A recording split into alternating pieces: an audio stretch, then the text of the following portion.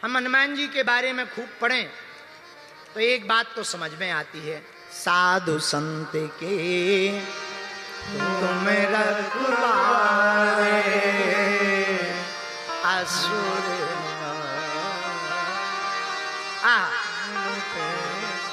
होते ना। देखो हनुमान जी महाराज संतों के पास रहते हैं, संतों की रक्षा में रहते। विजय जी ने प्रश्न किया कि परमात्मा दिखाई नहीं देता, सुनाई नहीं देता, परमात्मा रहता कहां है? पहले इस बात को समझ लो, भगवान रहते हैं संतों के पास। अगर हम भी संतों के चरणों को पकड़ लेंगे, हम भी महात्माओं के चरणों को पकड़ लेंगे, तो महात्मा के चरण पकड़ने से परमात्मा की प्राप्ति हो जाएगी। हनुमान जी संतों के रक्षक हैं, राक्षसों के भक्षक हैं। हमारे प्रियजनों, अगर हम हनुमान जी के चरण पकड़ेंगे तो हनुमान जी के चरण से राम जी की प्राप्ति होगी, पर हनुमान जी की प्राप्ति संत से हनुमंत की प्राप्ति और हनुमंत से भगवंत की प्राप्ति हो जाएगी। अगर संत के चरण पकड़ेंगे तो हनुमान जी की प्राप्ति होगी, हनुमान जी के चरण पकड़ेंगे तो राम जी की प्राप्ति होगी, और राम जी की प्राप्ति हो जाएगी तो भैया जा पर कृपा राम की होई, ता पर कृपा सबकी कृपा हो जाएगी। बोलो सीताराम सीताराम। जा पर कृपा राम की होई, ता पर कृपा करें सब कोई। तो राम जी की कृपा के लिए जरूरी हनुमान जी की कृपा, हनुमान जी की कृपा पाने के लिए जरूरी है संत की कृपा, संत की कृपा से हनुमंत, हनुमंत की कृपा से भगवंत, और भगवंत की कृपा से सब कुछ मिल जाएगा। इसलिए तो हनुमान जी के लिए कहा सब सुख लहें तुम्हारी शरणा, तुम रक्षक काहू को। अगर हनुमान जी की कृपा हो जाएगी तो सबकी कृपा हो जाएगी। हम सुंदरकांड की चर्चा तो सुनाएं, पर एक बात और बोल दें। अरे जय हो माता जगत जननी, बैठ जा भवानी, बैठ जा माता। आहा, तो हनुमान जी की कृपा संतों से होगी। अब संत की कृपा कैसे होगी, जरा इस पर चर्चा कर लो। संतों को दो चीजों की आवश्यकता है। संत पहली बात तो स्वभाव का नाम है, प्रभाव का नाम संत नहीं है, स्वभाव का नाम संत है। संत हृदय नवनीत समाना, संतों का हृदय बड़ा कोमल होता। तो संत कौन? जिसका स्वभाव बड़ा सरल हो। संत कौन? जो अपनी पूजा ना करवाकर तुम्हारी बाएं पकड़ कर परमात्मा से जोड़ने का काम करे, वो संत है। संत कौन? जो सदा अपनी इंद्रियों को साध करके भगवान के भजन में तल्लीन रहता है, वो संत है। संत कौन? जिसका कोई अंत ना हो, वो संत है। पर इनकी कृपा कैसे मिलेगी? बोले भैया संतों की कृपा मिलेगी श्रद्धा से। अब श्रद्धा कैसे जागृत होगी? श्रद्धा जागृत होगी सुनने से। अच्छा सुने क्या? ऐसे तो तुम लोग रोज सुनते हो, कानों में लगा लेते हो ब्लूटूथ और सुनते रहते हो फलाना बदनाम हुआ ढिकाने के लिए। तो क्या ऐसे श्रद्धा जगेगी? ना ना ना।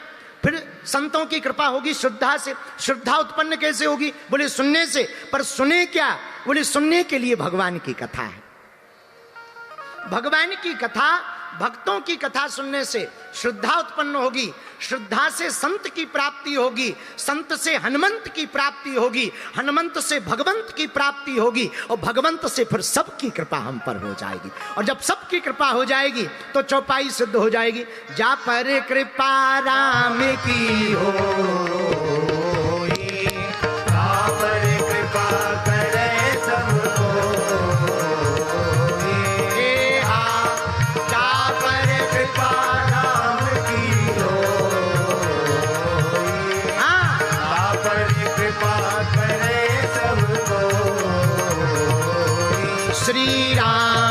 श्री राम जय राम जय जय राम, श्री राम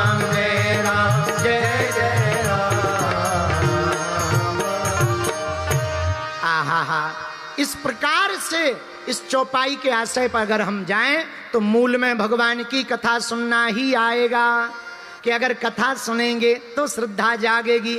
अब कथा महाराज कथाएं बहुत होती, राम कथा होती, कृष्ण कथा होती, हनुमान कथा होती, कौन सी सुने भैया? जहां तुम्हारा मन लगे वही सुनो। पर कुछ लोग कहते गुरुजी हमारा मन नहीं लगता, तो भी कोई दिक्कत नहीं, मन नहीं लगता तब भी बैठो तो महाराज कृपा होगी। अरे भाई रेलगाड़ी में बैठ जाओ तो ड्राइवर थोड़ी तुमसे पूछता है तुम्हारा मन लग रहा है कि नहीं लग रहा है, अगर लग रहा हो तो चलें। ऐसा तो नहीं है, रेलगाड़ी में मन लगे या ना लगे बैठ जाओ, वो रेलवे स्टेशन तक मंजिल तक पहुंचाती ही है। वैसे ही कथा में मन लगे या ना लगे बैठ जाओ, ये संत तक पहुंचा करके ही रहेगी, या भगवंत तक पहुंचा के रहेगी। बोलो सीताराम, जोर से बोलो।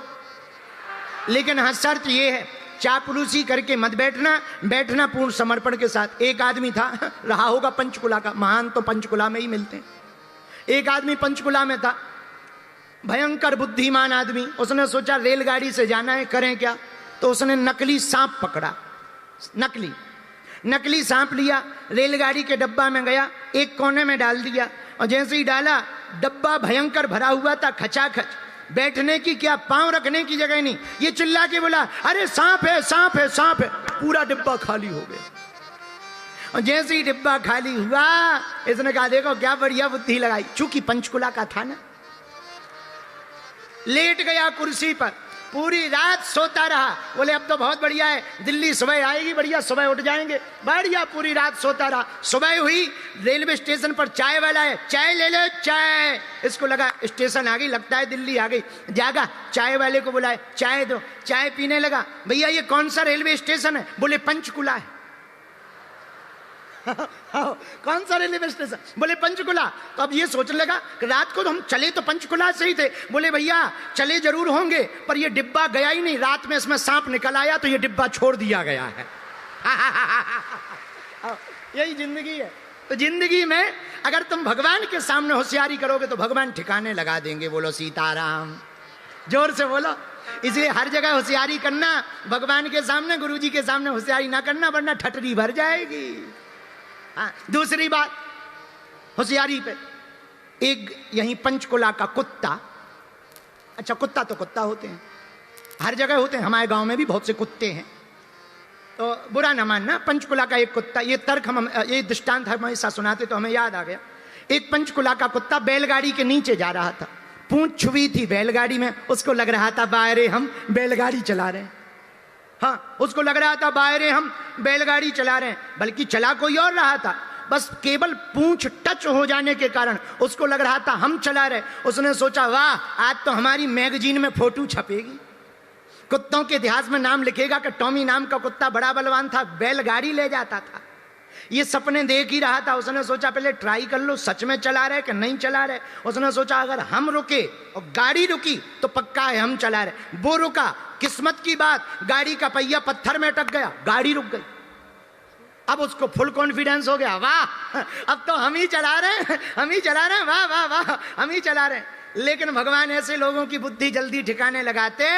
आगे गए, बैलों को गाड़ी के मालिक ने निकाल दिया।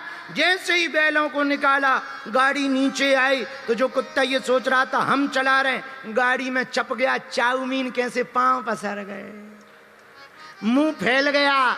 तब उसे समझ में आया ये तो हमारा वहम था कि हम चला रहे, चलाने वाला तो कोई और था। वैसे ही मेरे पागलो, जिंदगी का सार है, अगर हम सोच लें कि हम चला रहे तो ये वहम होता है। लेकिन कोई व्यक्ति ऐसा होता जो सोच नहीं, मान लेता परमात्मा चला रहा, उसी को संत की प्राप्ति होती, और जिससे संत की प्राप्ति होती उसी को हनुमंत की प्राप्ति होती, और जिससे हनुमंत की प्राप्ति होती उसी को भगवंत की प्राप्ति हो जाती है। बोलो सीताराम, जोर से बोलो और जोर से बोलो।